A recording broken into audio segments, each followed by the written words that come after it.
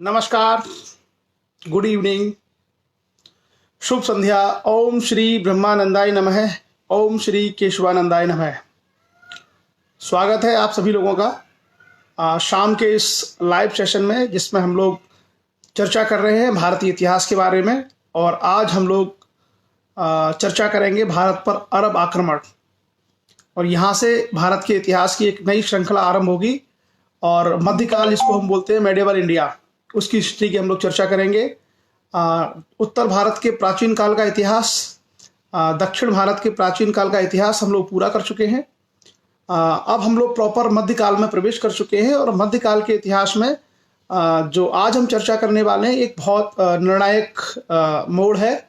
और यहाँ से फिर इतिहास की एक नई धारा आरंभ होगी। और भारत में इस्लाम का आगमन, तो बाद में चल करके आप देखते हैं कि भारत में दिल्ली सल्तनत का उदय होता है। मुगल शासक बहुत 500-600 वर्षों तक राज करते हैं।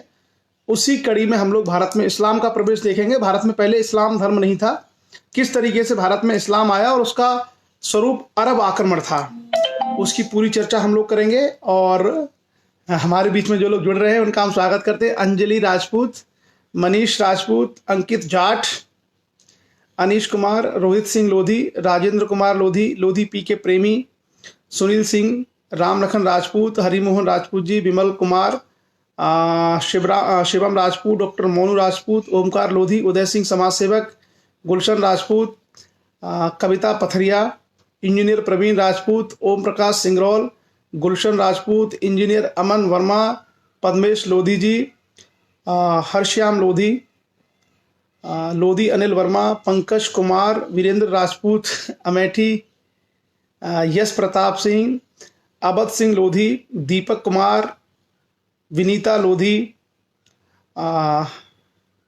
आलोक राजपूत, देवेंद्र राजपूत, अनुराग चौहान, धर्मेंद्र सिंह आज़ाद हिंदुस्तानी लोधी, प्रशांत राजपूत, कृष्ण गोपाल लोधी, धर्मेंद्र कुमार लिल्हारे, शिवर्षि राजपूत, सुखदेव लोधी, धीरेन्द्र राजपूत बुंदेलखंडी, बंटी सिंह लोधी, योगेश राजपूत, शिवशंकर राजपूत, दुष्यंत लोधी, कमलेश लोधी, दिनेश राजपूत, अजय सिंह, और अतुल राजपूत, अभिषेक लोधी, रूपल मस्करे, जयंती राजपूत, गुडवर्क, प्रमोद लोधी राजपूत, केशव सिंह,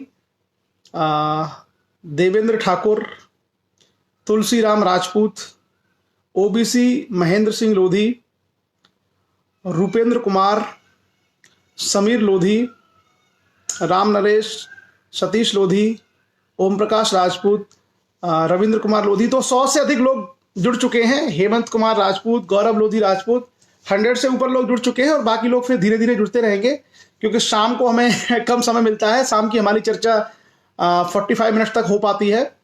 तो हम लोग टॉपिक्स हमारे काफ़ी रहते हैं इतिहास में, तो कोशिश करेंगे जल्दी आरंभ करने की। कुछ और लोग जुड़े हैं, रामस्वरूप राजपूत, डॉक्टर चंद्रशेखर शास्त्री, खुशी राजपूत, इंद्रजीत राजपूत, दिनेश राजपूत, सतीश लोधी। तो welcome to all of you, सभी का स्वागत है। रामचंद्र वर्मा जी। और अब हम लोग आरंभ करेंगे भारत के इतिहास की वो श्रृंखला। तो 2-3 चीजें हमें समझनी है। हम प्राचीन भारत का इतिहास पढ़ चुके हैं, और उसके अलावा हम हर्षवर्धन के काल के बाद की जो घटनाएं हैं वो भी हमने देखी थी। राजा हर्षवर्धन, जिनका कन्नौज पर शासन था, और उसके बाद कन्नौज को लेकर के राष्ट्रकूट, गुर्जर प्रतिहार और पाल राजाओं के बीच में जो युद्ध हुए थे, जो संघर्ष हुए थे, उसकी भी चर्चा हम लोग कर चुके थे। इसके बाद भारत में एक समय आता है जिसको कहा जाता है राजपूत काल। राजपूत काल भारत का एक इतिहास का समय है। हर्षवर्धन के बाद से लेकर के और 750 ईस्वी से लेकर के 1200 ईस्वी तक का जो काल है, इसको भारत में राजपूत काल कहते हैं। और इस काल में हमें अनेक राजपूत वंशों की जानकारियां मिलती हैं, जैसे चालुक्य राजपूत, प्रतिहार राजपूत, परमार राजपूत, चंदेल राजपूत, चौहान राजपूत, घेड़वाल राजपूत, बहुत सारे राजपूत वंशों की जानकारियां मिलती हैं। लेकिन राजपूतों के उद्भव से पहले, इवन जो कन्नौज के लिए संघर्ष हुआ, उससे पहले भारत के पश्चिम में कोई घटना घटी थी, और पश्चिम में हुआ था भारत में अरबों का आक्रमण। अरबों ने भारत पर कई बार आक्रमण किया था, लेकिन उनको पहली बार कामयाबी मिली थी सन 712 ईस्वी में। और मोहम्मद बिन कासिम नाम का एक व्यक्ति था। उस मोहम्मद बिन कासिम नाम के सेनापति ने अरबों की तरफ से आया और उसने सिंध पर आक्रमण किया और सिंध को उसने जीत लिया। क्लियर? सो अब ये अरब लोग कौन थे, क्यों इन्होंने आक्रमण किया, इसके पीछे क्या वजह थी, ये सारी चर्चा हम लोग आज करेंगे। ये कन्नौज का जो संघर्ष हमने देखा था पाल गुर्जर प्रतिहार और राष्ट्रकूटों के बीच में, उससे पहले की घटना है 712 की। तो पृष्ठभूमि में जाते हैं कि बैकग्राउंड क्या थी। गुप्त काल के समय में अगर हम देखते हैं तो भारत का रोम के साथ व्यापार होता था जब गुप्त राजा भारत में थे, और उससे पहले सातवाहन काल में हमने देखा था कि दक्षिण भारत में रोम के साथ व्यापार होता था। संगम काल में रोम के साथ व्यापार होता था, समुद्री रास्ते से अरब और अरब से होते हुए रोम तक का व्यापार होता था, जिसकी पूरी जानकारी हमें तमाम ग्रंथों के माध्यम से मिलती है। उनके सिक्के मिलते हैं, उनकी वस्तुएं मिलती हैं। अर्थात भारत के रोम के साथ ऐतिहासिक संबंध थे और चीन के साथ भी व्यापारिक संबंध।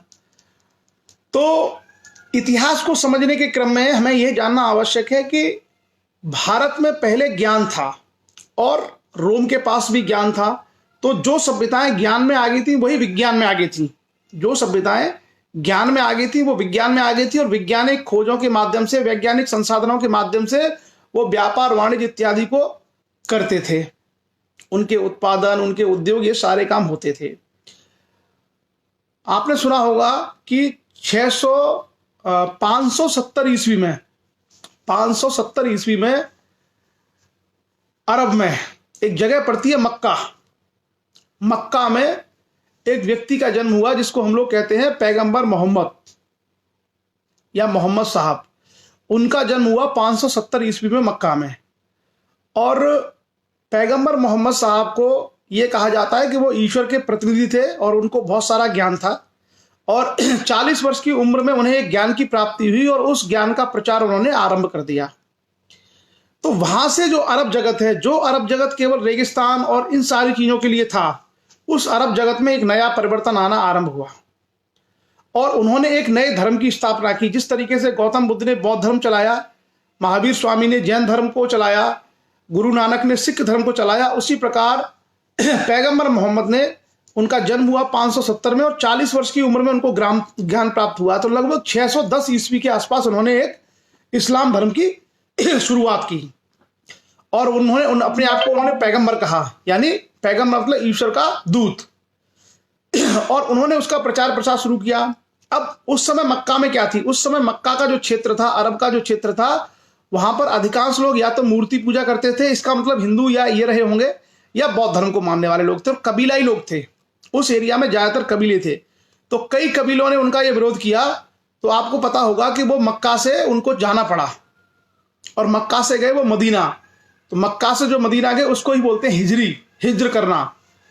कभी डिटेल में चर्चा करेंगे धर्मों के ऊपर, तब उसके बारे में चर्चा करेंगे पूरा क्या इनका था।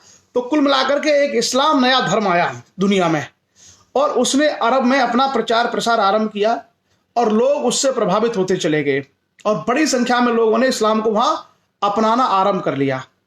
और जब इस्लाम का प्रचार प्रसार बढ़ने लगा तो उसके बाद वो पूरा क्षेत्र एक नए धर्म और नई संस्कृति से ढकता चला गया। 632 ईस्वी में पैगंबर मोहम्मद की मृत्यु हो गई और उनकी मृत्यु के बाद उन्होंने कहा था कि अब कोई पैगंबर नहीं आएगा। पैगंबर के स्थान पर खलीफा के पद का सृजन हुआ।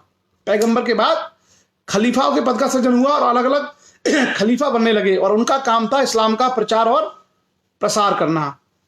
तो जब इस्लाम का प्रचार और प्रसार करना था तो उसके लिए क्या था कि उन्होंने लोग भेजना शुरू किए जत्थे कि तुम जाओ उधर इस्लाम का प्रचार करो, लूट करनी है लूट के माध्यम से करो, लोगों का धर्म बदलना है बदलने के माध्यम से करो। तो एक श्रृंखला उस समय खलीफाओं के समय आरंभ हुई और उसके बाद उन्होंने कई बार कोशिश की भारत पर आक्रमण करने की खलीफाओं ने, लेकिन उनको सफलता नहीं मिली।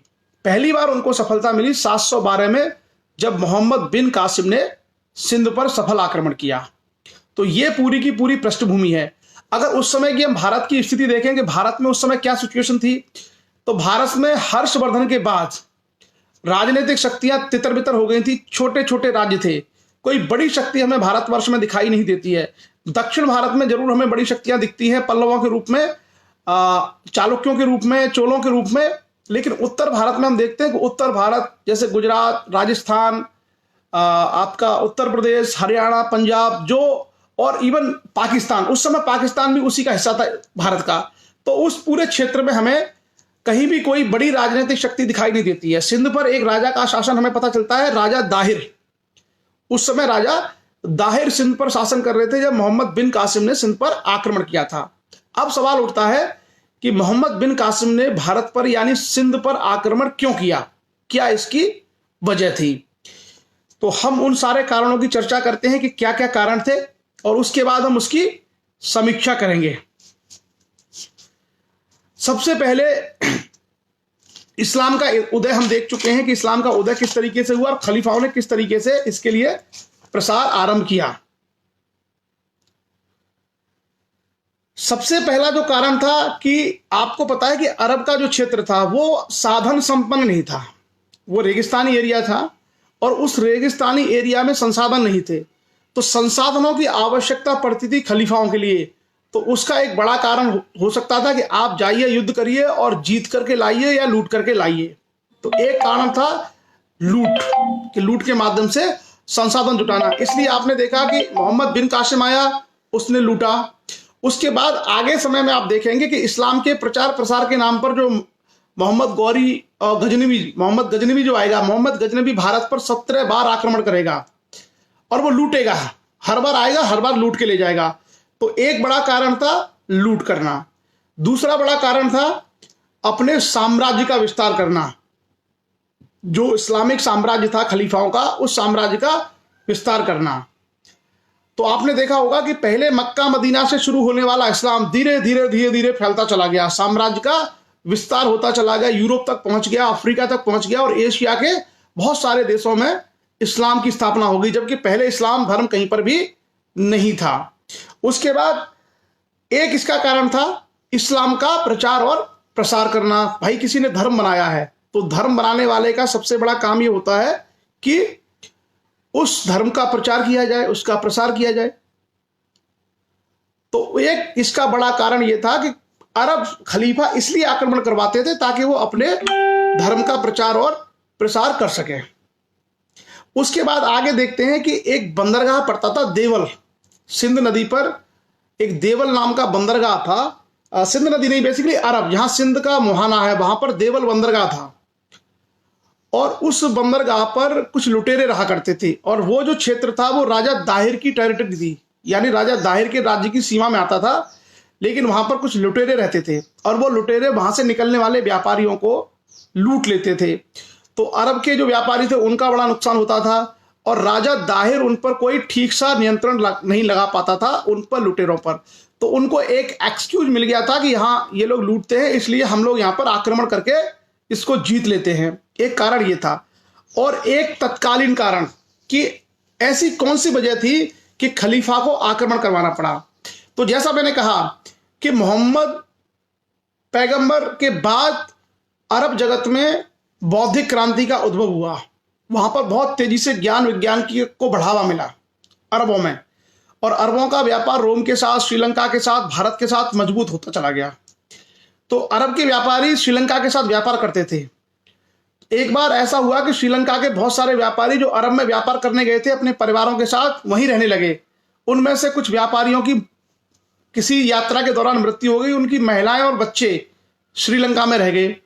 तो श्रीलंका का जो राजा था, श्रीलंका के राजा ने नावों के माध्यम से उन व्यापारियों की जो महिलाएं हैं, उन महिलाओं को, बच्चों को अरब भेजने का प्रबंध किया कि वो समुद्र के रास्ते अरब सागर से होते हुए ईरान तक जाएंगे और वहां से वो अपने देश चले जाएंगे। तभी क्या हुआ कि जो देवल बंदरगाह था सिंध नदी के मुहाने पर अरब सागर में, वहां पर वही जो लुटेरे थे उन लुटेरों ने इनको लूट लिया। सारा खजाना बजाना, महिलाएं, बच्चे, सबको उन्होंने लूट लिया। और वो जो क्षेत्र था, वो टेरिटरी थी, वो आती थी राजा दाहिर के उसमें। तो उनको मौका मिल गया। तो वहां का जो खलीफा था, उस खलीफा ने, खलीफा अल हज्जाब कुछ करके नाम था उसका, उसने कहा कि तुम जाओ और जा करके हमला करो दाहिर पर। तो मोहम्मद बिन कासिम अपनी सेना के साथ वहां से निकलता है पूरी तैयारियों के साथ और सिंध की तरफ बढ़ता है। और उस समय वो पूरी अपनी जो शक्ति थी उस शक्ति के साथ आता है और दाहिर के साथ उसकी लड़ाई होती है, युद्ध होता है। दाहिर का जो राज्य था, दाहिर का राज्य बड़ा संपन्न राज्य था उस समय और उसमें कई सारे बड़े शहर थे जो काफी संपन्न थे दाहिर के राज्य में, जैसे सेवान था, देवल था, ब्राह्मणबाद था, ऐसे करके कई बड़े बड़े शहर थे राजा दाहिर के राज्य में। तो उनका जो लुटेरों ने जो लूटा वो तो एक तात्कालिक कारण था, लेकिन अरब के जो खलीफा थी उनकी नजर थी कि भाई ये बड़ा संपन्न राजा है, राजा दाहिर, तो क्यों ना इसको लूट करके अपना साम्राज्य भरा जाए। इसके यहाँ पर धन धान्य है, परिपूर्ण है व्यापार से, और हमारी सीमा का भी विस्तार होगा और हमको सबसे ज्यादा लूट का माल मिलेगा। उसी दृष्टिकोण से उन्होंने उस पर अटैक किया और अल हज्जाज नाम के खलीफा ने उसको आदेश दिया। और खलीफा उस समय आदेश देते थे कि तुम जाओ और जाकर के दूसरे क्षेत्रों को जीतो और वहां लूटो, क्योंकि अरब में संसाधनों का अभाव था। तो यहां से ले जाकर के लूट करके फिर वो मैन्युफैक्चरिंग करके बाहर उसका ट्रेड करते थे। और जो खलीफा था, खलीफा का वो भतीजा था अल हज्जाज जो है, वो मोहम्मद बिन कासिम का चाचा भी था जो खलीफा था। तो मोहम्मद बिन कासिम आया और 712 में उसने भयंकर युद्ध लड़ा इसके साथ में, राजा दाहिर के साथ में, और राजा दाहिर बुरी तरीके से इस युद्ध में पराजित हुआ और उसकी मृत्यु हो गई। मोहम्मद बिन कासिम ने तहस नहस मचा दिया, पूरे एरिया को लूट लिया, सोना चांदी खजाना सारा लूट लिया, स्त्री महिलाओं को भी बहुत सारे को मार दिया और बहुत सारों को पकड़ के वो वहां पर लेके गया अरब। तो कुल मिलाकर के भारत का जो प्रवेश द्वार है वो प्रवेश द्वार खुल चुका था। हालांकि मोहम्मद बिन कासिम के आक्रमण से पहले भी अरब के बहुत सारे जो व्यापारी हैं भारत के पश्चिमी तट पर व्यापार करते थे, जैसे मालाबार तट है, कोंकण तट है, केरला का तट है, यहाँ पर वो लोग लगातार आते थे, व्यापार करते थे। अरब के साथ भारत का व्यापार काफी पहले से चल रहा था, समुद्री व्यापार पहले से था। और उस समय जो व्यापारी आते थे वो व्यापारी आकर के ऐसे नहीं है कि आज आए और अपना माल बेचा और चले गए। वो व्यापारी आते थे, माल बेचते थे, खरीदते थे और महीनों वहीं रहते थे। तो भारत में उस समय जो वेस्टर्न कोस्ट था, पश्चिमी जो समुद्री तट था, केरला का, मालाबार का, कोंकण का, कर्नाटका का, थाने का, मुंबई का, इन तटों पर समुद्री व्यापारी अरब से पहले भी आते रहते थे। लेकिन इस बार जो मोहम्मद बिन कासिम आया वो व्यापारी के रूप में नहीं आया। मोहम्मद बिन कासिम पूरी तैयारी के साथ आया हमला करने के लिए, और उसने उस हमले में उसको परास्त कर दिया, बुरी तरीके से तहस नहस कर दिया और दाहिर की हत्या कर दी। और इस तरीके से उसका खजाना और ये सारी चीजें वो लूट करके अरब ले गया। तो एक प्रकार से भारत का प्रवेश द्वार खुल गया, भारत का प्रवेश द्वार खुल गया कि भाई पश्चिम में अगर उसने जीत लिया सिंध को, तो इसका मतलब है कि अंदर भारत में कोई ऐसी शक्ति नहीं है जो उसका प्रतिरोध कर पाए, उसको संभाल पाए। तो भारत की कमजोरी भी अरब के लोगों को मालूम पड़ गई और अफगानिस्तान और उधर के जो राजा थे, जो शासक थे, उनको मालूम पड़ गया। इसलिए आप देखें कि आगे चल करके हालांकि बहुत समय तक आक्रमण नहीं हुआ, लेकिन कमजोरी मालूम पड़ गई। क्लियर। और उसके बाद आगे हम देखते हैं आगे और कौन कौन सी ऐसी विशेष बातें रही। पकड़ के जो ले गया, जो किया होगा, बाद में उसकी मृत्यु भी हो गई मोहम्मद बिन कासिम की। अब सवाल यह आता है कि ये जो आक्रमण हुआ, इस आक्रमण का परिणाम क्या निकला, इस आक्रमण से भारत में कौन कौन से परिणाम निकले, क्या क्या चीजें हुई। तो पहली बार तो भारत में मुस्लिम जो है एक आक्रमणकारी शक्ति के रूप में आए। इससे पहले आपने देखा होगा भारत पर ग्रीक लोगों ने आक्रमण किया था, यूनानियों ने। यूनानियों के अलावा भारत पर शकों ने आक्रमण किया था, पल्लवों ने आक्रमण किया था, कुषाणों ने आक्रमण किया था, और गुप्त काल के अंतिम चरण में हम आकर के देखते हैं कि भारत पर हूणों ने आक्रमण किया। और भारत जो है अक्सर हारा है, भारत के राजा अक्सर हारे हैं। अब सवाल यही उठता है कि भारत के लोग क्यों हारते थे। तो इसके बहुत सारे कारण हैं। एक कारण इसका यह बड़ा है कि कोई बड़ी समय शक्ति नहीं थी।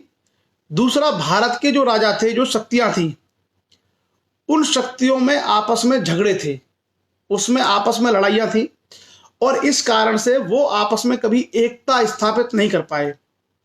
और इस एकता के कारण भारत कई बार हारा है।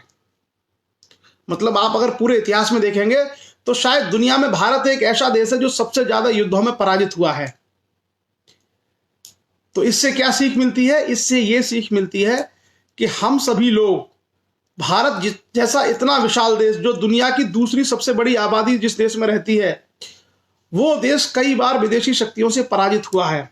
अब हम लोग जो गौरव अपना गाते रहते हैं ना कि हमारा ऐतिहासिक अतीत इतना शानदार था, वो था, वो लोग हैं जो यथार्थ को स्वीकार नहीं करते। वो लोग जो है एक तरीके से यथार्थ सच्चाई के पर पर्दा डाले रहते हैं। यथार्थ यह है कि भारत को बहुत बार पराजित होना पड़ा है, और उसका एक बड़ा कारण था यहाँ के राजाओं के अंदर आपस में एकता का ना होना, दूसरा सैनिक कुशलता का ना होना, तीसरा संसाधनों का सेना के लिए प्रयोग नहीं करना, चौथा बड़ा कारण यह था कि भारत हारा है सामाजिक दोष के कारण। हमारे भारत के समाज की संरचना में यह दोष था कि यहाँ के बहुत बड़ी जनसंख्या को शूद्र समझा जाता था। जो जनसंख्या युद्ध में काम आ सकती थी, जो देश के लिए लड़ सकते थे, जो योग्य बन सकते थे, उनको हमेशा शिक्षा से और ऐसी चीजों से दूर रखा गया। इस कारण से बहुत स्किल्ड और बहुत बड़ी संख्या में आर्मी भारत के राजाओं के पास नहीं होती थी। और एक और सच्चाई है कि भारत के जो राजा थे, जो भी राजा थे भारत में, उनमें भारतीय कॉन्सेप्ट नहीं था। वो भारत को एक राष्ट्र नहीं मानते थे। राष्ट्र जो संकल्पना है ये आधुनिक काल की संकल्पना है। जो सिंध का राजा था उसके लिए सिंध ही उसका देश था, जो मगध का राजा था उसके लिए मगध ही उसका देश था, जो उज्जैन का राजा था वो उज्जैन ही उसका देश था, जो कांची का राजा था कांची ही उसका देश था। तो भारत में कोई ऐसा राजा नहीं था जो ये मानता हो कि भारत हमारा राष्ट्र है, ऐसी संकल्पना नहीं थी। इसके कारण भी राष्ट्रीय एकता को मजबूती नहीं मिल पाती थी और सामाजिक संरचना बहुत बड़ा दोष थी। और एक, जैसा मैंने कहा, कल भी चर्चा की थी कि भारत में एक दिक्कत क्या थी कि इतना ज्यादा धार्मिक पाखंड था कि समुद्र में जाओगे तो धर्म भ्रष्ट हो जाएगा। तो भाई अरब के जो लोग हमला करने आ रहे हैं वो तो समुद्र में अपनी सेना लेके आ रहे हैं, तो जब आप समुद्र में जाके उनसे लड़ोगे नहीं तो आप जीतोगे कैसे? तो भारतीय पाखंड की व्यवस्था ने भारत का बेड़ा गर्क किया। भारत में जो अंधविश्वास और पाखंड थे, इन पाखंडों ने देश की 80% आबादी को पढ़ने लिखने से, शस्त्र चलाने से वंचित कर दिया। तो किसी देश की अगर 80% आबादी न पढ़ेगी न हथियार चलाएगी तो देश की रक्षा कौन करेगा? देश की मजबूती कहां से आएगी? यह भारत की सामाजिक व्यवस्था का, धार्मिक व्यवस्था का बहुत बड़ा दोष रहा है। और इसी कारण से कम 12-13 उदाहरण ऐसे हैं जब भारत को पराजित होना पड़ा। और इतिहास हमको यही तो सबक देता है। मैं लोगों से बार बार क्यों अपील करता हूं, क्यों प्रार्थना करता हूं, इतिहास से सीखिए। एक सिंपल सी कोट है, जो बटा वो कटा। मतलब जो आपस में बट जाते हैं उनको काट दिया जाता है, उनको समाप्त कर दिया जाता है। और जो लोगों ने इतने संगठन बना रखे हैं, इतनी महासभाएं बना रखी है, उनको ये समझ में नहीं आता कि भाई इनकी क्या आवश्यकता है। तुम हर जगह दुकान खोल के बैठ जाते हो। इतना जो डिवाइडेशन समाज का हो रहा है, इतना समाज को जो बांटा जा रहा है टुकड़ों में, उसका नुकसान, उसका खामियाजा कोई व्यक्ति कहे भले ना, लेकिन समाज को होता है। किसी व्यक्ति को व्यक्तिगत लाभ हो सकता है, लेकिन अल्टीमेटली समाज को बहुत बड़ा नुकसान होता है। इतिहास हमको ये सिखा रहा है। इतिहास ने हमको ये सीख दी है कि उत्तर प्रदेश की आधी भी आबादी नहीं है। उत्तर प्रदेश तो छोड़ दीजिए, किसी छोटे प्रदेश की आबादी के बराबर का इंग्लैंड है। उस इंग्लैंड ने भारत में कब्जा कर लिया था, जिस इंग्लैंड से 10 गुना जिससे ज्यादा आबादी हमारी है। क्यों? क्योंकि हमारी जो एकता है, हमारी जो कौशल है, हमारा जो स्किल है, हमने उस पर काम नहीं किया। अब मैं ऊंच नीच भरी हुई थी, तू ऊंचा मैं नीचा, मैं ऊंचा तू नीचा, मैं बड़ा तू छोटा, तुम नहीं पढ़ सकते हो। ये जो अवधारणा रही है, इसी के कारण भारत का बहुत बड़ा नुकसान इतिहास में हुआ है। और आज भी जिन लोगों को लगता है, जो धार्मिक पाखंडों को, कर्मकांडों को ढो रहे हैं, उनको लगता है कि हम बड़े धर्म का काम कर रहे हैं, वो अपनी जो पीढ़ियां हैं, अपनी जनरेशनों को इतना कमजोर कर रहे हैं कि वो आगे अपने अधिकारों के लिए लड़ने लायक भी नहीं बचेंगी। ये बहुत बड़ा सबक और बहुत बड़ा मैसेज है।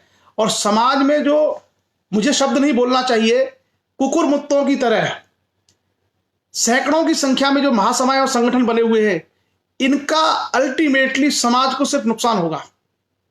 क्योंकि अगर हम आपस में छोटे छोटे ग्रुप्स में बट गए, दुनिया कहती है कि यूनिटी इज स्ट्रेंथ, दुनिया कहती है कि एकता में शक्ति है, एकता में अगर शक्ति है तो ये डिवाइडेशन पढ़ने लिखने के बाद क्यों आता है? इतना पढ़ने लिखने के बाद, इतनी जागरूकता आने के बाद भी छोटी छोटी चीजें बना के लोग घूमते हैं। ये इससे खास करके युवा पीढ़ी को सीखने की आवश्यकता है। और कई बार युवा जो है अतिरेक में आकर के, आक्रोश में आकर के इन सब चीजों से जुड़ते चले जाते हैं। बहुत बड़ा लेसन है, बहुत बड़ी सीख है। और हम लोगों को इसलिए ना, इतिहास दुनिया का सबसे बड़ा टीचर है। आपको ना फिजिक्स को सिखा सकती, न केमिस्ट्री को सिखा सकती, न मैथ को सिखा सकता। दुनिया का सबसे बड़ा शिक्षक है इतिहास। जो व्यक्ति इतिहास को जानता है, जो व्यक्ति इतिहास को समझता है, वो भविष्य के लिए कल्पना कर सकता है। वो फ्यूचर के बारे में सोच सकता है कि अतीत में ये गलतियां हुई हैं और अगर हम उन गलतियों से सबक लें और ऐसी गलतियों को ना करें तो हमारा भविष्य बेहतर हो सकता है, हमारा समाज अच्छा बन सकता है, भविष्य उज्जवल हो सकता है। ये जो परिकल्पनाएं हैं, ये पढ़ने लिखने से, सीखने से आती हैं। अब लोगों को नहीं पता है। कई लोगों को तो शायद ये पता होगा कि भारत कभी गुलाम नहीं हुआ। कई लोगों को ये सिखा दिया गया है कि भारत दुनिया का सबसे महान देश, भारत में इतने देवी देवता थे, भारत की संस्कृति, भारत की ये वो, ऐसा लोगों को पढ़ा दिया गया है कि भारत के बारे में जो इतिहास है उसके बारे में जानकारी नहीं है। और काल्पनिक चीजें थोप थोप करके कि हमारे तो राजा जो है उड़ते थे, हमारे तो देवता विमान में जाकर के युद्ध करते थे, उस पर्वत पे रहते थे, पूरे पर्वत को उठा लेते थे। आप इतिहास को पढ़िए। आपके इतिहास की सच्चाई यह है कि आपको छोटी छोटी शक्तियां, जिनकी जनसंख्या आज हमारे एक एक जिले के बराबर भी नहीं है, वो लोग आए और भारत पर कई बार आक्रमण करके भारत को जीत करके लूट के ले गए। और आपको मैं बता रहा हूं कि मोहम्मद बिन कासिम जब 712 में आया, उससे पहले कुछ मुस्लिम बस्तियां जरूर पश्चिमी मालाबार तट पर रहती थी, लेकिन भारत में इस्लाम नहीं था। और उसके बाद देखिए वो लोग आए। आज कितनी भारत की आबादी इस्लाम धर्म में है? और उससे पहले अगर पाकिस्तान और बांग्लादेश को जोड़ेंगे तो कितनी आबादी है? यथार्थ को, सत्य को पढ़ना चाहिए, उसको स्वीकार करना चाहिए। हमारी जो अपनी अंतर्निहित कमजोरियां नहीं है, जो गलत नीतियां, हमने दो जगह पर गलत नीतियां अपनाई है भारत ने। एक सबसे बड़ी गलत नीति है सामाजिक। समाज में जो हमने विभेद अपनाया है, क्या विभेद अपनाया है कि किसी को पढ़ने नहीं देना, किसी को मजबूत नहीं होने देना, किसी को काम नहीं करने देना। ये जो भारत की सामाजिक व्यवस्था रही है, ये सामाजिक व्यवस्था बहुत बड़ा दोष रही है, बहुत बड़ा अभिशाप रही है। और इस सामाजिक व्यवस्था को धर्म ने सपोर्ट किया है। इस सामाजिक व्यवस्था का आधार धर्म है। धर्म ग्रंथों में इसका आधार है कि नहीं, यही व्यवस्था होनी चाहिए। लोगों ने कभी उस पर सवाल नहीं खड़े किए, लोगों ने कभी क्वेश्चन नहीं किए कि ये गलत है। और जिन लोगों ने कहा कि ये गलत है, वही लोग उससे बाहर निकल करके तरक्की के रास्ते पर आए। तो भारत के लिए बड़ा दुर्भाग्य रहा है। और अभी भी लोग समझने का प्रयास नहीं करते। आज भी लोग चीजों को समझने का प्रयास नहीं करते। अपने जो ज्ञान चक्षु है उसको खोलते नहीं है। हमको इतिहास सिखा रहा है। हिस्ट्री में हमारे पास 12-13 एविडेंस इस बात के हैं कि किस तरीके से भारत के साथ ये समस्याएं हुई हैं।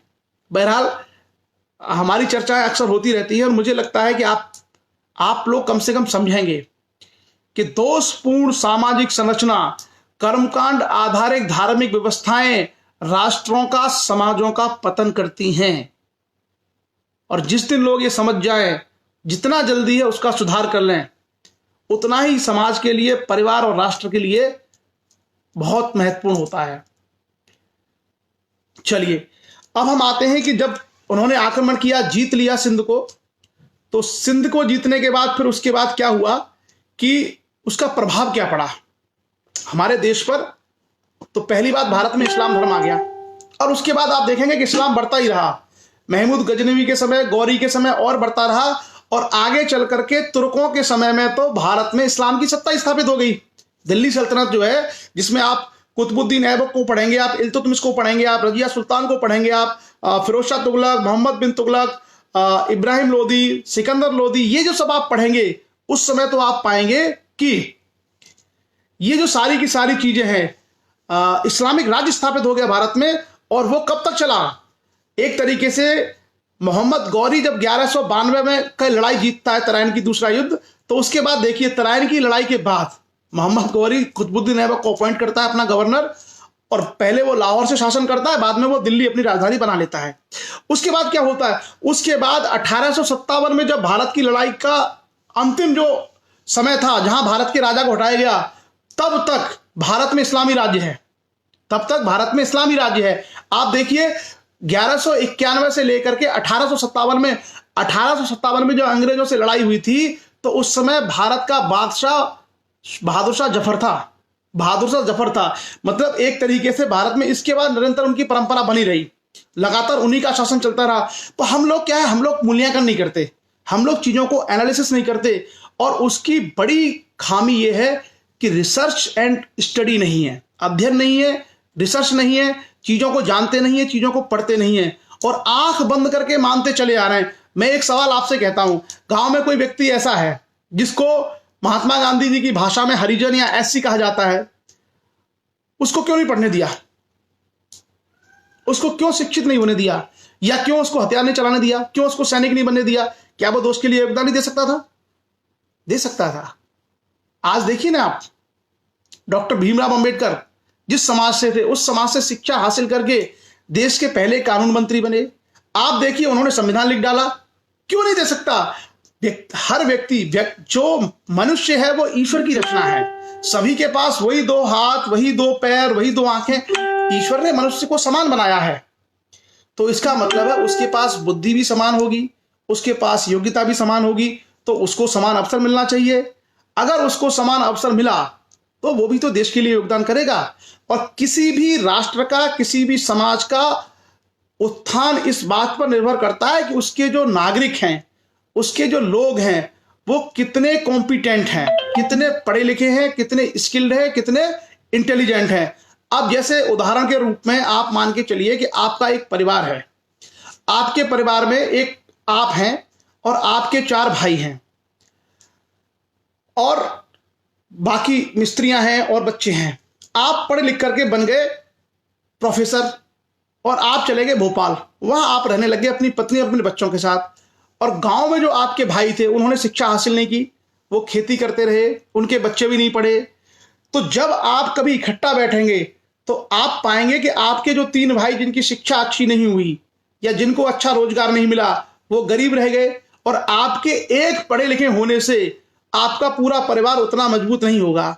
उसी की तुलना में अगर आप ये देखें कि आपके पड़ोस में एक परिवार था जिसमें 4 बच्चे थे, और वो चारों में से प्रोफेसर कोई नहीं बना, लेकिन कोई टीचर बन गया, कोई सिपाही बन गया, कोई लेखपाल बन गया, कोई वकील बन गया। उस घर में चारों बच्चे ठीक ठाक पोजीशन में आ गए, उस घर का स्तर आपके घर से बेहतर होगा। क्यों? क्योंकि वो सारे लोग स्किल्ड हो गए, सारे लोग पढ़ लिख गए, सारे लोग इंटेलिजेंट हो गए, सारे लोगों के पास क्षमता और योग्यता आ गई। एक आदमी के काबिल बनने से कभी परिवार और समाज मजबूत नहीं होता। जब तक प्रत्येक व्यक्ति, समाज का प्रत्येक अंग अगर जब तक पढ़ना लिख जाए, जब तक मजबूत नहीं हो जाए, तब तक समाज और परिवार मजबूत नहीं होता। यही भारत में रहा। भारत में क्या 80-90% लोगों के पास कोई स्किल नहीं, कोई पढ़ाई लिखाई नहीं, बाकी 10% लोग क्या कर लेंगे? कितना लड़ोगे आप? ये सब चीजें सबक हैं, ये सब लेसन हैं, और इनके माध्यम से हम सीख सकते हैं। आज भी हम लोग जाते हैं ग्रामीण समाजों में, आपने देखा है ग्रामीण समाजों में जो परिवार कमजोर है उसका मतलब क्या है? एक आदमी पढ़ जाता है, 4 आदमी रह जाते हैं। बड़ा परिवार होने के नाते आप देखेंगे कि वो नहीं आगे बढ़ पाते, और जिन परिवारों में सभी लोग छोटी छोटी जगह पर एडजस्ट हो जाते हैं, उन परिवारों का स्तर ऊपर बढ़ जाता है। तो इतिहास एक बहुत बड़ा सबक है, बहुत बड़ी सीख है। और मैं तो लोगों से कह ही सकता हूं कि अगर अभी भी हम नहीं सीख पा रहे हैं, जिस इस टेक्नोलॉजी के युग में, इस इंटरनेट के युग में, जहां सारे का सारी चीजें हमारे पास उपलब्ध है, उनको पढ़ करके तो कब सीखेंगे? इतिहास अपने आप को दोहराता है। एक इतिहास की बहुत प्रसिद्ध कहावत है, हिस्ट्री रिपीट्स इटसेल्फ। इतिहास अपने आप को दोहराता है, और अगर आपने इतिहास की गलतियों से सबक नहीं लिया तो इतिहास आपको इतिहास बना देगा। अगर आपने इतिहास की गलतियों से सबक नहीं लिया तो वही इतिहास आपको भी इतिहास बना देगा, आप भी इतिहास में गुम हो जाओगे। तो भाई पढ़े लिखे लोगों, अब तो थोड़ा सोच लो, अब तो थोड़ा मंथन करना, चिंतन करना आप स्टार्ट कर दीजिए। और मोहम्मद बिन कासिम का आक्रमण दिखा रहा है कि मोहम्मद बिन कासिम के आक्रमण के बाद पूरी की पूरी व्यवस्था में बदलाव आना शुरू हो जाएगा, और आप देखिए क्या होगा भारत के इतिहास का आगे। और जो लोग डींगे हाँकते हैं ना, जो लोग डींगे हाँकते हैं कि हम इतने इंटेलिजेंट थे, हमसे ज्यादा दुनिया में कोई इंटेलिजेंट नहीं था, कुछ डींगे हाँकते हैं कि हम इतने बड़े लड़ाका थे, हम तो विश्व के सबसे बड़े धनुर्धर थे, हम तो विश्व के सबसे शक्तिशाली वो थे। क्या हुआ भाई? आपको कहां चला गया आपका दिमाग? ये भारत जो है हजारों साल गुलाम रहा है, कहां गया आपका दिमाग? और कहां गई आपकी शक्ति? कहां थी आपकी शक्ति? कहां था आपका मस्तिष्क? भारत में हम सभी लोगों को, प्रत्येक व्यक्ति को भारतीय समझना चाहिए। किसी भी व्यक्ति के प्रति, किसी भी समाज, किसी भी समुदाय के प्रति हम लोगों के मन में कभी भी द्वेष भाव नहीं होना चाहिए। जब तक राष्ट्र का प्रत्येक नागरिक मजबूत नहीं होगा तब तक वो राष्ट्र मजबूत नहीं होगा। और इतिहास ने हमको ये चीजें सिखा दी हैं, तो अब हम उससे सबक लेकर के राष्ट्र के प्रत्येक नागरिक को शिक्षित करने का, समर्थ बनाने का संकल्प लें, उसको आगे बढ़ाने का प्रयास करें। जैसे एक जंजीर है, आप भैंस बांधने के लिए जंजीर का प्रयोग करते हैं, तो जंजीर में आपने देखा होगा कि कोई भी जंजीर, अगर उसमें कोई एक कमजोर कड़ी है, तो अगर जंजीर को कोई इधर से खींचे, उधर से खींचे, तो वह कमजोर कड़ी से टूट जा सकती है। तो कोई भी जंजीर कितनी मजबूत है? जितनी उसकी अंतिम और कमजोर कड़ी, यानी जो सबसे कमजोर कड़ी है, जंजीर की ताकत उतनी ही है। आप खूब मोटी मोटी जंजीर लेके आए, मोटी मोटी कड़ियां उसमें डाल दी, और एक जगह आपने एक पतली सी कड़ी डाल दी, तो जंजीर मोटी कड़ियों के बराबर मजबूत नहीं है। जंजीर जो पतली कड़ी है सिर्फ उतनी बराबर है, उसको बहुत आसानी से तोड़ा जा सकता है। तो सामाजिक विमर्श में हम लोगों को इस बात का ध्यान रखना चाहिए कि समाज को मजबूत करने के लिए समाज के सभी अंगों का हम लोग ध्यान रखें, सभी को पढ़ाने लिखाने का, सभी को शिक्षित करने का प्रयास करें। और ये जो व्यवस्था है वो हम अपने परिवारों में भी, हमारे परिवारों में जो बच्चे हैं, गांव में जो बच्चे हैं, सबको शिक्षित करने का, सबको पढ़ाने का, सबको मजबूत करने का। क्योंकि जो लोग राष्ट्र से प्रेम करते हैं ना, एक तो फर्जी राष्ट्रवादी हैं जो खाली राष्ट्र का गुणगान वो करते रहते, नाम लेकर के हम राष्ट्रवादी हैं, जिंदाबाद मुंदाबाद। ये सब राष्ट्रवादी लोग नहीं है। राष्ट्रवाद का असली मतलब है कि आप अपने राष्ट्र को मजबूत करने के लिए सबसे कमजोर व्यक्ति के लिए क्या योगदान करते हैं। क्या आप उसके जीवन को ऊपर उठाने का प्रयास कर रहे हैं? क्या आप उसको समर्थ और सक्षम बनाने का प्रयास कर रहे हैं? यदि आप राष्ट्र के सबसे कमजोर और गरीब व्यक्ति को मजबूत बनाने का, शिक्षित बनाने का, समर्थ बनाने का प्रयास कर रहे हैं, तभी आप सही मामलों में राष्ट्र को मजबूत कर रहे हैं। और ये नारे लगा देने से कोई राष्ट्रवादी नहीं हो जाता है। राष्ट्र की अवधारणा को समझना पड़ता है कि राष्ट्र उस राष्ट्र में रहने वाले लोगों से मिलकर बनता है। तो हम सभी लोग इस विषय पर भी प्रयास करें। और उसके बाद जैसा हमने देखा कि मोहम्मद बिन कासिम ने आक्रमण कर दिया, तो उसके बाद परिवर्तन क्या हुए उसको भी एक बार देखते हैं। भारत में पहली बार इस्लाम आया। उसके बाद तक्षशिला का जो विश्वविद्यालय था, जिस तक्षशिला विश्वविद्यालय के कारण भारत पूरे विश्व में प्रसिद्ध था, उस विश्वविद्यालय को नष्ट कर दिया गया। इसका मतलब ज्ञान और विचार प्रवाह को रोक दिया गया। और क्या हुआ? भारत में पहली बार एक नया कर लगा सिंध के क्षेत्र में, जिसको हम कहते हैं जजिया कर। जजिया कर की चर्चा हम लोग आगे करेंगे जब हम दिल्ली सल्तनत पढ़ेंगे। उसके बाद चिकित्सा, दर्शन इत्यादि जो विषय भारत में चलते थे, इनकी जानकारी अरब तक पहुंची, और अरब की ज्योतिष और अरब के बहुत सारी जो चीजें थी उनकी साइंस वगैरह की भारत में आई। पंचतंत्र जैसी किताब जो गुप्त काल में लिखी गई थी विष्णु शर्मा ने, उसका अनुवाद वहां हुआ कलीला दिमना के नाम से अरब में। और अरब मतलब एक तरीके से अरब और भारत के बीच में कल्चरल एजुकेशनल इंटरेक्शन आरंभ हुआ, सांस्कृतिक और शैक्षिक संवाद आरंभ हुआ, और जिसके माध्यम से भारत और उनकी संस्कृतियों में काफी चीजों का आदान प्रदान आरंभ हो गया। उसके बाद एक और उन्होंने काम किया था, अरबों ने सिंध नदी पर एक नगर बनाया था, एक नगर की स्थापना की थी, महफूजा। सिकंदर जब भारत में आया तो उसने भी एक नगर बसाया था, सिकंदरिया। तो कुल मिलाकर के ये भारत पर अरबों का आक्रमण था, उसका ये प्रभाव था। लेकिन फिर भी भारत की किस्मत अच्छी थी कि मोहम्मद बिन कासिम लूट के चला गया 712 ईस्वी में, और किसी तरीके से भारत में गुर्जर प्रतिहारों के रूप में एक शक्ति का उदय हुआ गुजरात और राजस्थान में, जिसकी चर्चा हम लोग कर चुके हैं। और बंगाल में पालों का और नीचे राष्ट्रकूटों का वो मजबूत शक्तियां थी। इस कारण से एक प्रकार से भारत में पश्चिम में होने वाले अरब आक्रमण लगभग 300 साल तक रुके रहे। 300 साल तक हमें कोई विशेष आक्रमण भारत पर दिखाई नहीं देते हैं। तो कुल मिलाकर के इन शक्तियों ने एक लंबे समय तक उसको रोके रखा। लेकिन बाद में 1000 ईस्वी के आसपास जब महमूद गजनवी आया, तो फिर वो श्रृंखला आरंभ हुई और फिर वो रुकी नहीं। वो फिर भारत की आजादी जब हुई तभी जाकर के व्यवस्था बदली नहीं, उसके बाद वो फिर किसी न किसी रूप में चलती रही। तो ये भारत पर अरबों का आक्रमण है, उसके कारण, उसके परिणाम, उसके प्रभाव, इन सब की हमने समीक्षा की है। और अगला जो टॉपिक है उस टॉपिक में हम लोग चर्चा करेंगे भारत में राजपूत काल। राजपूत कौन थे, राजपूतों की उत्पत्ति कैसे हुई, कौन कौन से क्षेत्रों में राजपूत राज्य करते थे, उन राजपूतों के आपस के क्या संघर्ष थे, और राजपूत काल में भारतीय इतिहास समाज व्यवस्था में किस तरह के बदलाव हुए, इसकी चर्चा हम लोग करेंगे अगले कल वाले सेशन में। 750 ईस्वी से लेकर के लगभग 1200 ईस्वी के समय को भारत में राजपूत काल कहा जाता है, राजपूत काल। तो उसकी हम लोग चर्चा करेंगे। और अभी जो है बहुत सारे लोगों को पता नहीं होगा कि राजपूत कौन थे, उनकी उत्पत्ति कैसे हुई। मैं जो आपके सामने चीजें रखता हूं वो एक एक चीज फैक्ट है, बिल्कुल फैक्ट, मतलब प्रमाणिक है। ऐसा नहीं है कि मैं कोई आपसे कोई बात इमोशन में है कि कह रहा हूं। जो कुछ लिखा हुआ है एग्जैक्ट, जो आईएएस में हम लिखते हैं, जो यूनिवर्सिटी के एग्जाम्स में हम लिखते हैं, जिसको एक्सेप्ट किया गया है वर्ल्ड वाइड, उसको मैं आपको बताता हूं। जो प्रमाणिक चीजें एक्सेप्टेड है हर जगह, ताकि आप सही ज्ञान से परिचित हों, सही नॉलेज आपको मालूम पड़े, ताकि हम लोग हिस्ट्री के बारे में जान जाएं। अभी तो हम लोग जो है उड़ने वाले हाथियों की परिकल्पना में घुसे रहते थे, लोग पता नहीं समझते ही नहीं थे।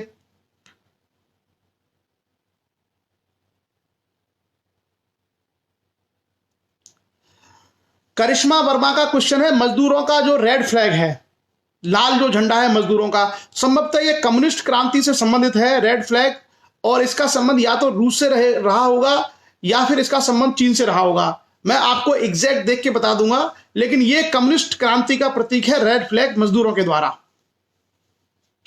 कोई सवाल अगर आपका रहता है तो आप पूछ सकते हैं, क्योंकि हम लोग थोड़ा धीरे धीरे ही चर्चा करेंगे, कम कम टॉपिक्स, ताकि आपको चीजें स्पष्ट होती रहें।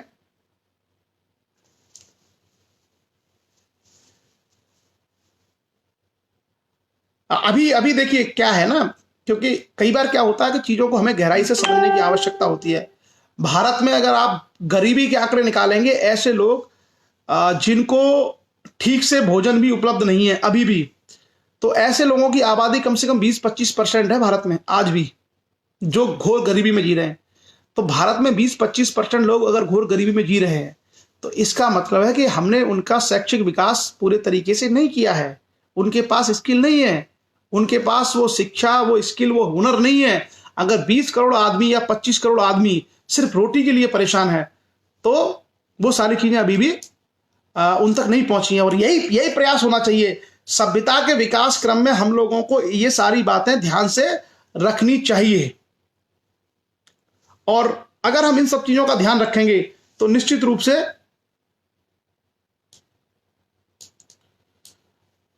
से एक बेहतर समाज की परिकल्पना भी हम कर सकते हैं। सोसाइटी में देखिए, समाज में जो आगे बढ़ने का जो तरीका है वो यही होता है कि मनुष्य के पास 3-4 शक्तियां हैं जिनके माध्यम से विकास करता है। एक शक्ति है फिजिकल पावर, मसल पावर जिसको बोलते हैं।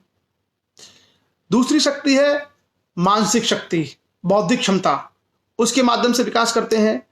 तीसरी शक्ति है जनशक्ति, लोगों की शक्तियां। करिश्मा वर्मा ने कहा फ्रांसीसी कम्युनिस्ट क्रांति, हाँ, जो वामपंथी जो लेफ्टिस्ट क्रांति है भारत में, लेफ्ट और राइट। करिश्मा, भारत में वामपंथ की शुरुआत फ्रांसीसी क्रांति से हुई है। इसकी शुरुआती फ्रांस से हुई थी, बाद में चल करके ये दुनिया भर के देशों में पहुंची। क्लियर? और देखो, मैं जाति और जो वर्ण है उसको लेकर के आप जो सवाल करते हैं, उस पर मैं ज्यादा डिस्कशन इसलिए नहीं करता हूं क्योंकि इतिहास का अगर हिस्सा होगा तो मैं उस पर चर्चा जरूर करूंगा। इतिहास का हिस्सा नहीं है तो हम उस पर चर्चा नहीं करते। दूसरा, भारत में अब जो व्यवस्था है वो संविधान के आधार पर व्यवस्था है, जहां पर अब ये वर्ण, क्षत्रिय, ब्राह्मण, वैश्य, शूद्र, इसका कॉन्सेप्ट नहीं है। अब भारत में क्या व्यवस्था है कि you are the citizen of India, और नौकरी और पढ़ाई के लिए 4 तरह की कैटेगरी है, जनरल, ओबीसी, एससी और एसटी।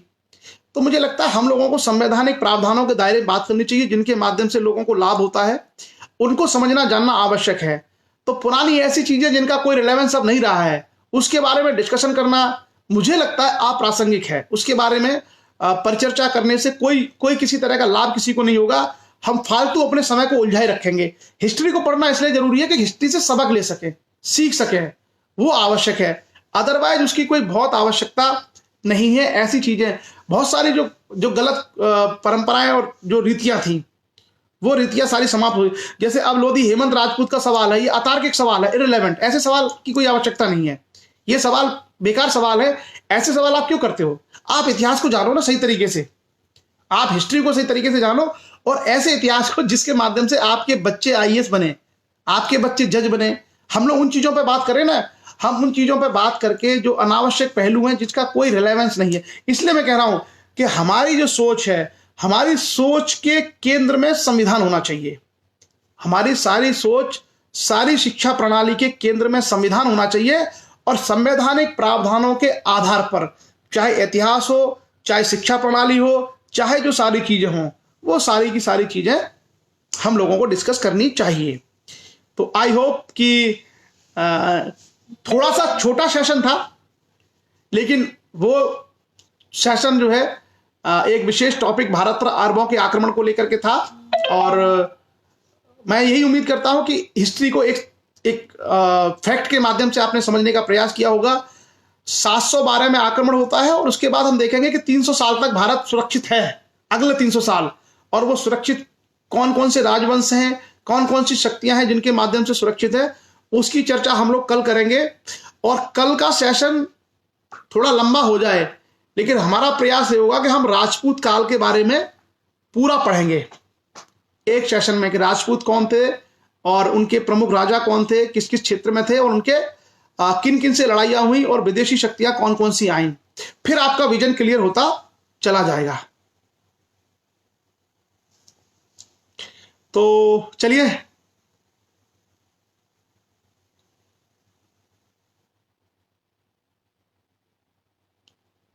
अनिल कुमार ने कहा है कि फिर सरकार को चाहिए कि general, OBC, SC, ST. Anil Kumar ji, आपको पता नहीं है, सर्टिफिकेट ओबीसी, एससी, एसटी का ही मिलता है। जो प्रमाण पत्र होता है उसके ऊपर लिखा होता है ओबीसी का सर्टिफिकेट, ऊपर लिखा होता है एसटी का सर्टिफिकेट, और ऊपर लिखा होता है एससी का सर्टिफिकेट। और जो एसटी, एसटी, ओबीसी में नहीं आते हैं, उनको सर्टिफिकेट जो बच गए वो जनरल में आते हैं। और अभी मैं आपको बताऊं, 10% जो लोग हैं जिनको, जो जनरल में आते हैं, जो गरीब हैं, जिनको आर्थिक आधार पर आरक्षण दिया है, उनका भी सर्टिफिकेट बनता है जाति के नाम से। ऐसा नहीं है सबके सबके सर्टिफिकेट जाति के नाम से बनते हैं। क्लियर? तो आप थोड़ा पढ़ लिया करो अनिल कुमार जी, उसके बाद आप थोड़ा सा इस तरह के सवाल किया करो। मानवेंद्र सिंह राजपूत का यह सवाल है कि खोखर कौन थे? खोखर बेसिकली जाट थे, जिन्होंने सिकंदर जब लौट के जा रहा था तो सिकंदर पे हमला कर दिया था चुपके से। तो खोखर एक जाट जनजाति या जाति थी वहां पर, उस ब्यास नदी और सिंध के बीच के एरिया में।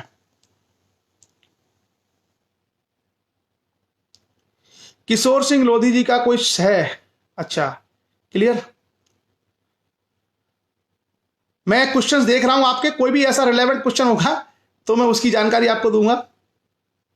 धर्मेंद्र कुमार लिल्हारेगा जी का कहना है कि सर आध्यात्मिक शिक्षा पर, आध्यात्मिक शिक्षा पर सेशन, ठीक है, आध्यात्मिक शिक्षा पर हम लोग कभी एक सेशन ले लेंगे। Good, very good suggestion. और मैं आपको फिलोसफी के बारे में बहुत कुछ बताऊंगा। क्लियर? ब्रिजेश राजपूत का, अच्छा, Anshika Rajput wants to become an IAS officer. All the best Anshika बेटा।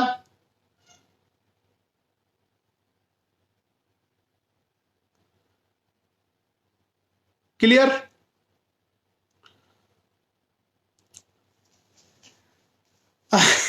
आप लोग जब टॉपिक आएगा ना, जैसे अभी 2 क्वेश्चन आए हैं आप लोगों के कि आला उदल के बारे में बताइए कौन थे, तो हम लोग जब चंदेलों का इतिहास पढ़ेंगे, चंदेलों का इतिहास है बुंदेलखंड का। बुंदेलखंड में अभी राजपूत काल कल शुरू हो जाएगा। तो राजपूतों में एक राजपूत चंदेल थे। उस चंदेल राजपूतों में एक राजा थे परमार्दी देव। राजा परमार्दी देव के 2 सेनापति थे, आला और ऊधल। तो कल आएगा, कल चर्चा करेंगे कौन थे, कल हम सेशन में चर्चा करेंगे। क्लियर? और कोई रिलेवेंट अगर क्वेश्चन आपका इस एरिया से रहता है तो वो आप पूछ सकते हैं।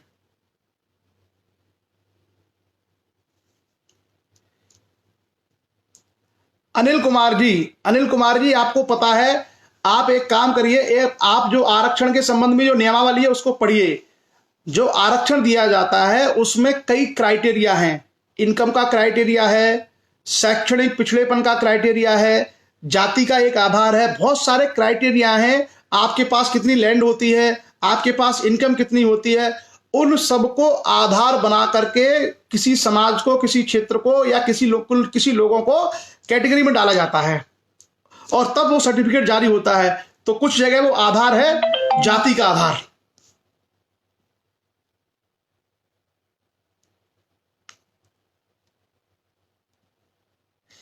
फिलॉसफी के लिए कौन सी बुक आप पढ़ सकते हैं, सुनील सिंह जी का सवाल है। अगर आपको फिलॉसफी पढ़नी है तो ऐसे तो बहुत सारी पुस्तकें आती हैं फिलॉसफी के लिए, लेकिन अगर आप मूल पढ़ना चाहें तो जो उपनिषद इत्यादि अगर पढ़ें और बौद्ध धर्म दर्शन आप पढ़ें तो काफी आपको समझ में आएगा। हेमलता राजपूत का कहना है कि संगठन की शुरुआत परिवार से होकर समाज तक, राष्ट्र तक जाती है। Good, very good suggestion Hemlata Rajput. Gaurav Shiksharthi का ये सवाल है, इस सेशन के लिए नहीं है, आगे कभी कोई सेशन लेंगे तो हम बताएंगे।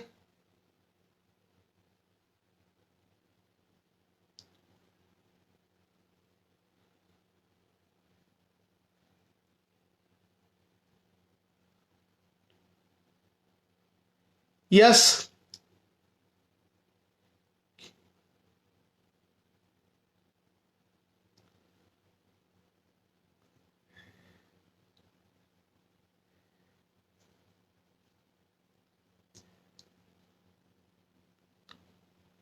लाला भैया का ये कहना है कि ब्राह्मणवाद कोई जगह थी। ब्राह्मणवाद एक शहर था सिंध में। मैं आपको बता दूं, सिंध में 4-5 शहर थे जिनके मैं नाम बता देता हूं आपको कौन कौन से शहर थे। वहां पर एक देवल नाम का शहर था सिंध में, और देवल के अलावा आपका ब्राह्मणवाद एक शहर था, सेहवन करके एक शहर था, और रावर करके एक नगर था। ये सारे के सारे नगर थे, राजा दाहिर के शासन में पड़ते थे सिंध के एरिया में। भूपेंद्र कुमार राजपूत, आपका सवाल इररिलेवेंट, इस तरह के सवाल की आवश्यकता नहीं है। चलिए, हम लोगों ने चर्चा इतिहास पर की है, हिस्ट्री पर, तो आप लोग कोशिश करिए हिस्ट्री को समझें, हिस्ट्री को जानें। हम उसमें कास्ट के एंगल और तमाम चीज़ों को लेके ना आए। एक अच्छी मतलब पहचान ये होती है कि हम लोग थोड़ा सा जो ऑथेंटिक जानकारियां हैं जिनको पढ़ना जरूरी, जानना जरूरी है, और जिनके माध्यम से हम लोग चीज़ों को समझ करके फ्यूचर अपने उसमें काम में ले सकते हैं, वैसी चीज़ें हम लोगों को करनी चाहिए। क्लियर? तो चलिए, आज का सेशन हम लोग यहीं रखते हैं। आप लोग पढ़िए, और जो जो सजेशन आप लोगों के अच्छे सजेशन आ रहे हैं, मैं उनको देख करके मैं कोशिश करूंगा कि उन पर सेशन रखे जाएं और उन क्वेश्चन को टैकल किया जाए। अच्छा, एक और चीज है, जो कंट्रोवर्शियल क्वेश्चन है, जो आपके क्वेश्चन ऐसे हैं विवादित, आप भी जानते हो। देखिए, सोशल मीडिया पे कुछ ऐसे क्वेश्चन जो आप पूछते हो वो थोड़े से कंट्रोवर्शियल हो सकते हैं, विवादित हो सकते हैं। तो आप सभी लोगों से मेरा सजेशन है कि हिस्ट्री के बारे में अगर आपको कोई भी क्वेश्चन पूछना है जहां पर आपको चीजें स्पष्ट नहीं हो पा रही हैं, आपको आइडिया नहीं लग पा रहा है, तो आप मुझसे पर्सनली पूछिए, ग्रुप पर नहीं, सोशल प्लेटफॉर्म पर नहीं। आप अगर मुझसे पर्सनली पूछेंगे तो मैं सारे प्रमाण के साथ विधिवत उसका आंसर आपको दूंगा। क्लियर? तो कोशिश हम लोग ये करें कि विवादित चीजों को सोशल प्लेटफॉर्म पर ना, क्योंकि इससे क्या होता है ना, जो दूसरे लोग हैं उनको ये लगता है कि अलग अर्थ में वो उसकी व्याख्या करते हैं। हमारा काम है ऑथेंटिक ज्ञान का प्रचार और प्रसार करना, लेकिन तर्क के साथ। जो ऑथेंटिक है, जिसमें तर्क है, उससे हम लोग समझौता नहीं करेंगे, उसको हम रखेंगे। लेकिन जो विवादित है, जो फालतू की चीजें हैं, उसको हम लोग कभी अगर किसी को लगता है तो आप पर्सनली अगर पूछेंगे तो मैं आपको उसको बता दूंगा। हम लोगों को ऐसी चीज अवॉइड करनी चाहिए। ऐसी चीजें हम लोग आईएएस वगैरह में भी छोड़ देते थे क्योंकि वहां भी वो काम नहीं आती थी। हिस्ट्री की बुक पूछी है आकाश राजपूत ने। Akash, I will send the list, मैं आपको लिस्ट भेज दूंगा।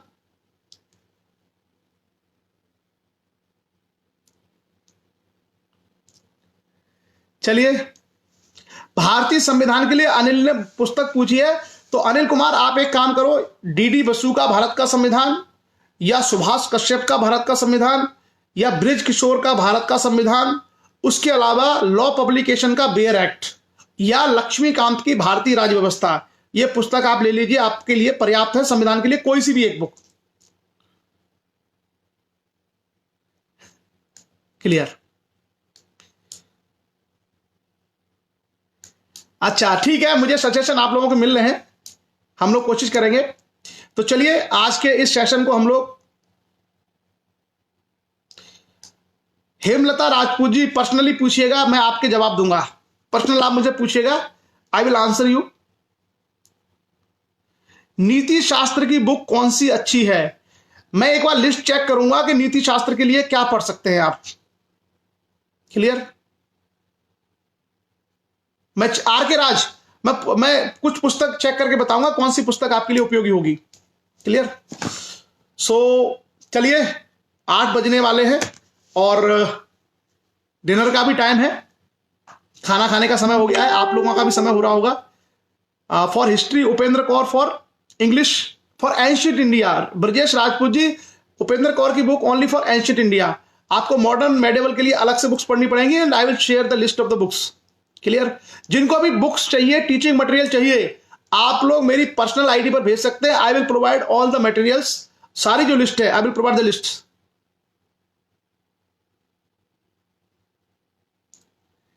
पटेल साहब बहुत बहुत धन्यवाद। तो चलिए आज की चर्चा को यहीं विराम देते हैं और अनार सिंह वर्मा जी का कहना है कि संविधान पर एक पुस्तक मैं लिखूं।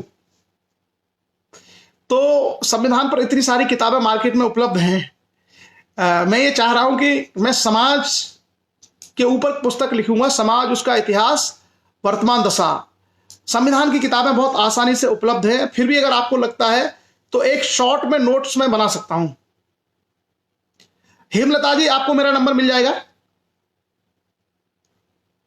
यस। सो चलिए सेशन को विराम दिया जाए अगर आपकी इजाजत हो तो। विनोद कुमार जी ने कहा पाखंडवाद के ऊपर कौन सी पुस्तक अच्छी रहेगी? पाखंडवाद को अगर खत्म करना है तो स्वामी ब्रह्मानंद को पढ़िए, स्वामी केशवानंद को पढ़िए, ज्योतिबा फुले को पढ़िए, डॉक्टर भीमराव अंबेडकर को पढ़िए। अगर ये 4-5 लोगों को आप पढ़ लेंगे, और स्वामी विवेकानंद, इनको पढ़िए, इन्होंने बहुत कुछ लिखा है और बहुत कुछ किया है पाखंडों को समाप्त करने के लिए। लतेश का है please suggest some apps please where we can avail audio lecture for some subjects.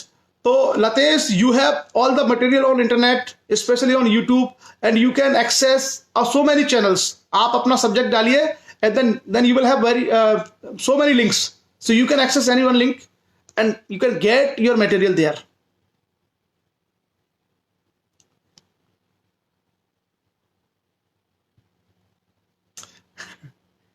चलिए और भी कोई क्वेश्चन अगर आपका रहता है, if you have any question, any doubt, then you can ask. I will provide the answer in your messenger.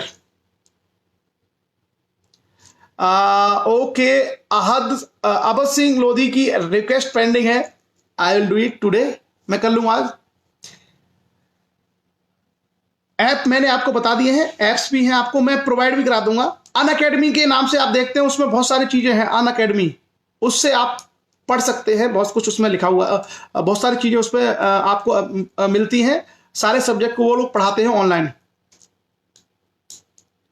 Sanjay Pratap का कहना है कि इग्नोर कर रहे हो। संजय ऐसा नहीं है, दिलीप राजपूत की रिक्वेस्ट पेंडिंग है। संजय डोंट वरी संजय, ठीक। देवेंद्र ठाकुर जी, आपका यह सुझाव सही है। समाज की उत्पत्ति, समाज और देश में उसकी भूमिका और वर्तमान स्थिति और भविष्य के लिए क्या योजना होनी चाहिए, यह पुस्तक लिखने का मैं जरूर प्रयास करूंगा। अब आइडियाज मेरे पास बहुत सारे हैं, बस मुझे कोई चाहिए जो टाइप करता रहे फटाफट फटाफट से या लिखता रहे, क्योंकि समय पूरा दिन ऑफिस की ड्यूटी में लगता है और सुबह शाम सेशन लेने में और कई समय का थोड़ा सा कमी हो जाती है। और आपको पता है कि पूरे देश में लोग फोन बहुत करते हैं दिन भर, कोई कहीं फंसा हुआ है, किसी का कोई काम है, तो वो टाइम प्रॉपर 3 घंटे 4 घंटे लगातार नहीं मिल पाता। ब्रजेश सिंह लोधी को आईएएस पीसीएस के लिए फिलॉसफी की जानकारी बहुत जरूरी है, मैं आपको दे दूंगा। क्लियर? बंटी को मुझसे पर्सनली कांटेक्ट करना है, या बंटी श्योर। तो चलिए, आपके सवाल तो आते ही रहेंगे, भोजन करने का समय हो गया है, फिर कभी चर्चा करेंगे। राजू का जो संविधान के बारे में, राजू भाटी ने कहा है संविधान और भीमराव के बारे में कुछ बताइए। राजू, सुबह 7:30 बजे का सेशन आप ज्वाइन करिए, मॉर्निंग में संविधान पर हमारी चर्चा वहां चल रही है। दिलीप राजपूत जी को स्वामी ब्रह्मानंद जी के बारे में जानकारी चाहिए। सिंह नरवरिया पॉलिटी के लिए लक्ष्मीकांत और ज्योग्राफी के लिए सविंदर सिंह।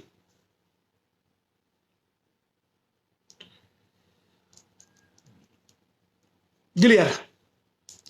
राजपूत राहुल लोधी नहीं भाई, किसी को इग्नोर नहीं कर रहे हैं। तो चलिए, विश्व इतिहास के लिए आप दीनानाथ वर्मा की किताब ले सकते हैं, लाल एंड लाल की बुक ले सकते हैं।